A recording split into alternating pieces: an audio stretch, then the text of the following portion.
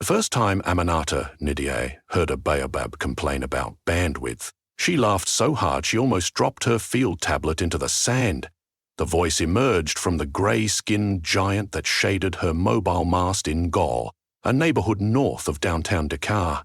Its tone was creaky, as if years of salty wind had rasped the vocal cords it did not technically possess. "Child of copper and glass," the tree said.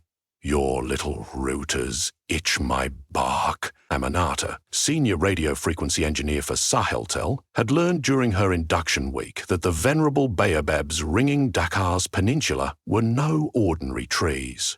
Mayor Biet's administration had first discovered their gift 21 months earlier, when city electricians, installing smart streetlights, noticed whispered wolof coming from the canopies.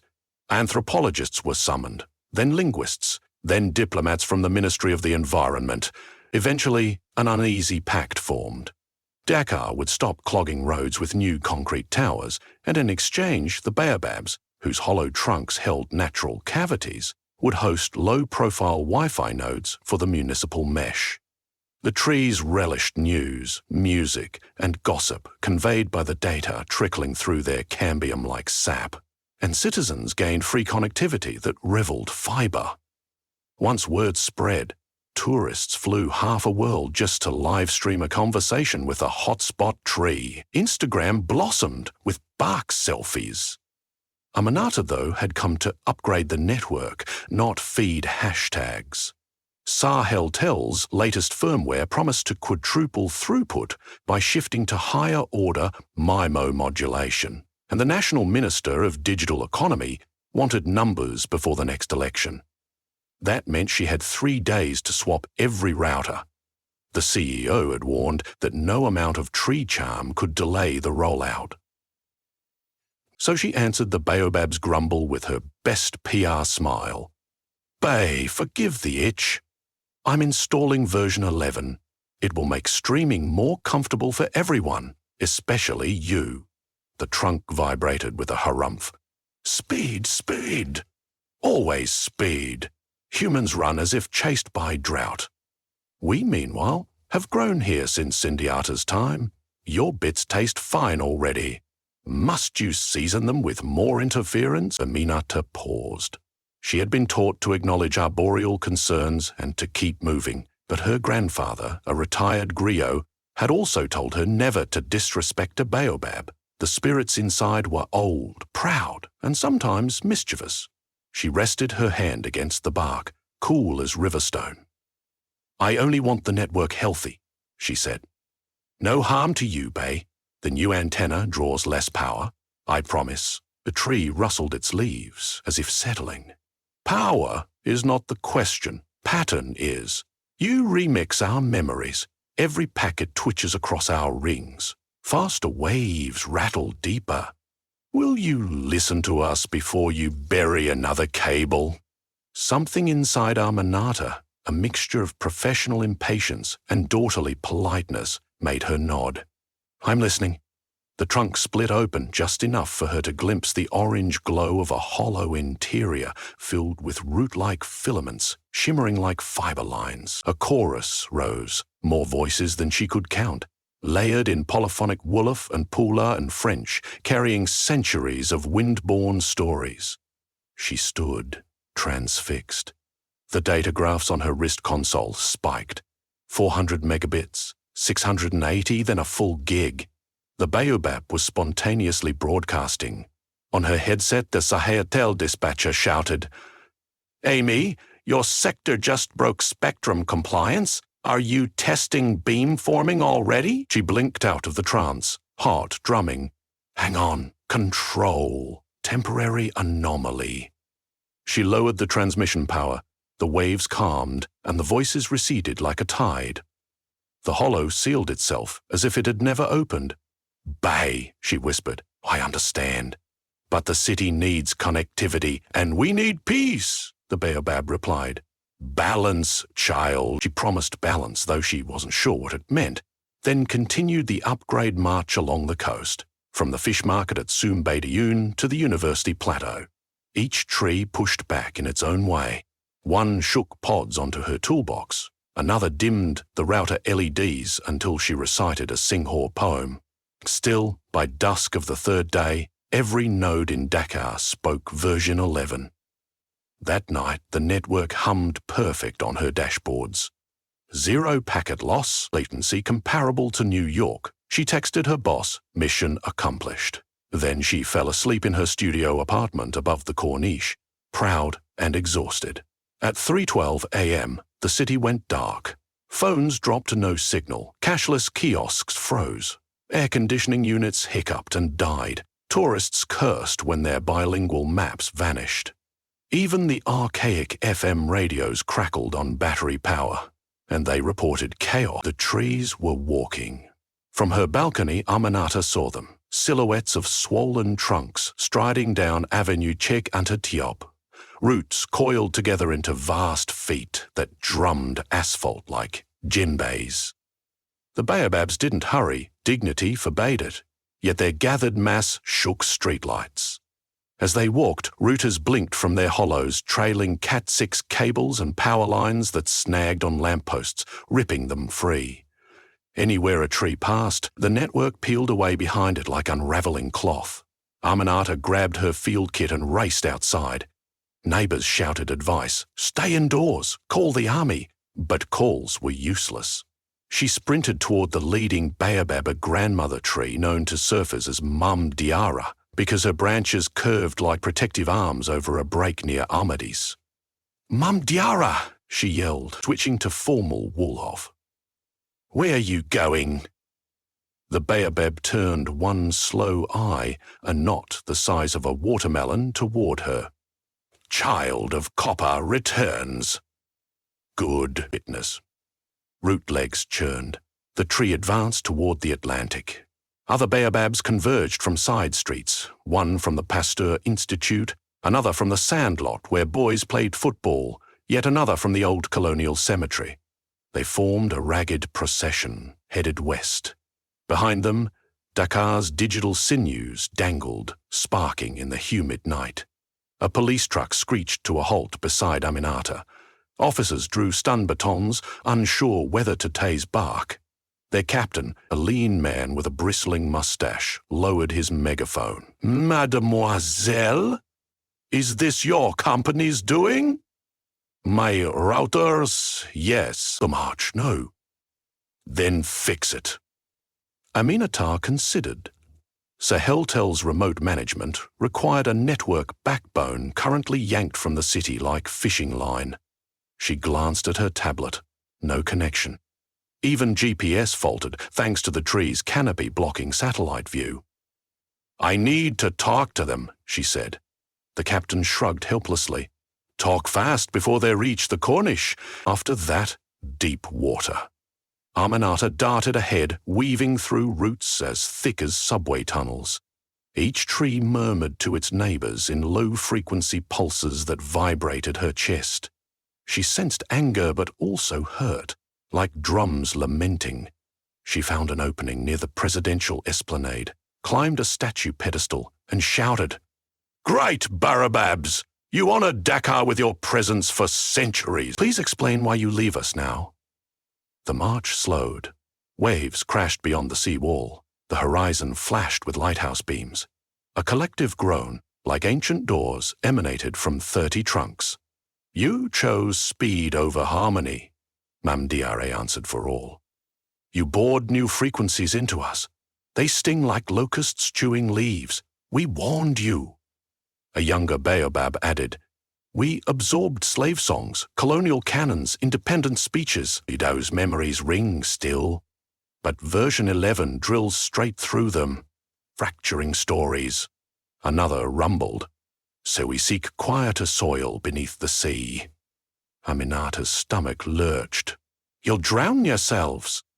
We have drunk monsoon floods and seen 10,000 tides. Salt cannot kill us, only forgetfulness. One tree stepped off the curb onto the beach, pulling a clump of asphalt like bread from its roots. Cables stretched toward the fiber hub downtown, snapping sparks. The city flickered. A billboard for a streaming service went black. Aminata swallowed panic and forced logic. If you sever the network entirely, millions will suffer. Hospitals rely on telemetry, fishermen on forecasts, students on virtual libraries. The trees paused as if listening to distant thunder. Humans will adapt, Mum Diarra said. Your ancestors crossed deserts with stars alone. But adaptation means losing lives today, Aminata pressed. And tomorrow the same pattern repeats elsewhere. We must learn coexistence, not abandonment. The police captain raised his megaphone. Trees, base movement, or the army will deploy flamethrowers. A roar erupted from the procession, wind tearing through hollows like war horns. The captain paled and lowered his device. Aminata climbed down, heart pounding. Threats would only harden bark. She needed help from someone who understood the baobab's language better than she did. Grandfather, she thought. He lived in Pakini on the eastern edge of Dakar, far from the waterfront, but motorcycle taxis zipped through powerless streets with candlelit agility. Aminata flagged one, promised triple fare in cash and sped away. Along the route, she saw what digital silence looked like. Shopkeepers tallying francs on paper, traffic lights dead, teenagers gathering under marquees to swap offline games stored on cheap Bluetooth devices. Grandfather Mustafa Yatsai greeted her in a striped boo-boo, singing Traces of Tamarind Tea. 72 years old, once griot of the Lebu fishermen, he kept a kora that still smelled of river reeds. Ah, my favorite engineer, he said, noticing her wild eyes. Have you broken the city? Not intentionally, she replied, and explained between gulps of hibiscus water.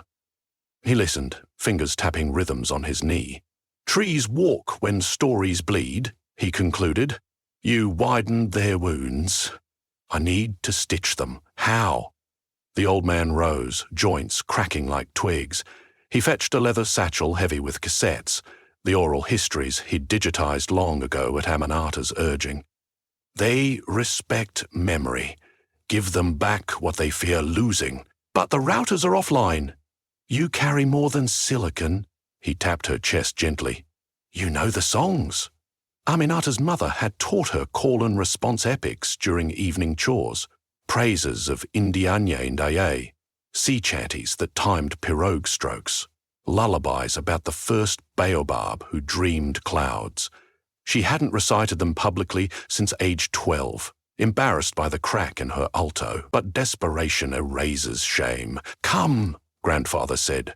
We'll meet them at Sumbeon Beach. Low tide gives you platform. They boarded another bike, zoomed west through districts lit only by candles and generator hum. At the fish market, hundreds of citizens gathered, filming uselessly with dead phones, forming a semicircle around the advancing grove. Army trucks idled nearby, soldiers held rifles uncertainly. Aminata pushed through to the sand, where the frontmost baobabs stood ankle-deep in surf, roots twisting like sea serpent tails. Moonlight silvered its leaves. She inhaled briny air and began a chant older than the city, her voice trembling but clear. Baobab, grandmother of shade, vault that holds the sky, cradle of first drums. Grandfather joined on kora, weaving melodies that mimicked wind in hollows. The music travelled not by wires but by air, a medium trees understood intimately. Keeper of spirits that guide our nets, remember, remember. We once braided our futures together. The baobabs ceased forward motion. Their branches leaned inward like a council. Aminata continued, shifting into Wolof praise poetry, then Pula verses, then a fragment of French protest song. Her childhood lyric vault opened wider with each stanza. She sang of merchants who sailed from St. Louis carrying salt, of young wrestlers who prayed under baobab shade before matches, of old aunties who boiled leaves into fever cures. The trees trembled. Bark ridges softened. From the hollow of Mam Diarra, a choir replied, echoing the refrain's centuries of voices, overlapping with hers. Data lights flickered within trunks. Though no cables remained intact, the network appeared to be reforming organically, packet by packet through the trees themselves. Aminata sensed an opening. Great ones, you hold our past. Help us build a future where bits do not bite. Teach me modulation that respects memory. Roots lifted from water, reversed, planted back toward shore. The baobabs spoke as one. Balance must be grown, not installed. She nodded. Then let's plant it together.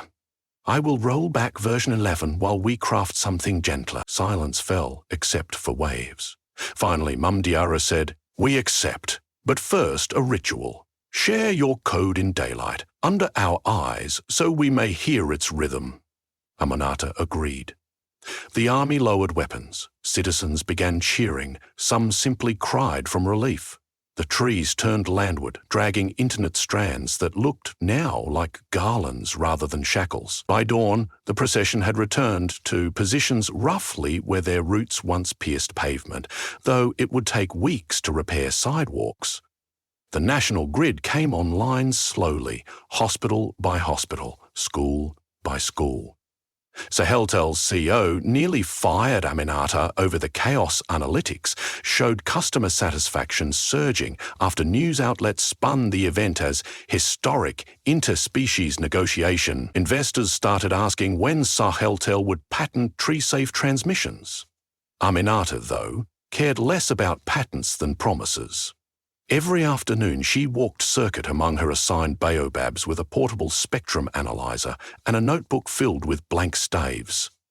She recorded their low-frequency chirps, translating amplitude into musical notation. She discovered that each tree preferred certain harmonics and disliked others. Mam Diarra, for instance, resonated at 182 Hz, while the University Grove hummed near 67 Hz. Version 11's modulation produced sidebands that collided with these resonances. No wonder the trees felt pain. Working with Saheltel's R&D and a panel of botanists, she designed a new algorithm. Version harmony using spread-spectrum chirps tuned deliberately away from sensitive bands. It transmitted at half the raw speed of version 11, but with beamforming that compensated for distance, average throughput dropped only 10%. More importantly, the algorithm included a built-in story window. Every half hour, routers paused for 60 seconds, seeding band to the trees so they could broadcast archives into the mesh. Citizens began receiving surprise audio treasures on their devices. A lullaby from 1926. A sermon recorded on wax, a hidden track by a forgotten Balak singer. People grew to anticipate Story Minute the way others awaited call to prayer. Some CEOs griped about micro-downtime, yet usage metrics proved that engagement soared after each window. Dakar became the world's first tree-fi city, and journalists from Tokyo to Toronto booked flights, careful to respect quiescent periods lest cameras freeze. One morning, 6 months after the march, Aminata leaned against Mum Diarra's trunk, drinking Café Toubar. The baobab displayed a new router nestled in bark like a sleeping bat. Do the bits still hurt? She asked. Now they tickle pleasantly, Mum Diarra replied. Like children playing hide-and-seek inside my hollows. Aminata smiled. I'm glad. The tree's branch lowered, tapping her shoulder with a leaf the size of her palm. You listened. Remember to keep listening. One day your daughters may upgrade again. Make sure they ask first. She imagined future engineers consulting with arboreal committees, drafting coexistence protocols. Perhaps other cities would adopt Dakar's model. Mangroves in Lagos, redwoods in San Francisco, banyans in Mumbai, living infrastructures woven with consent rather than conquest. That evening, Dakar's sunset painted the ocean bronze. High tide licked the seawall where the trees had once threatened to disappear forever. Now their silhouettes framed the horizon like guardians in council. From their branches drifted a low polyphonic hum, part data, part song, evidence that the city and its oldest citizens, rooted in earth yet conversant with light, had negotiated not a truce, but a partnership. Aminata packed her analyzer, tucked her notebook under her arm, and walked home beneath the whispering Wi-Fi of the walking, talking baobabs who had chosen, for now, to stay.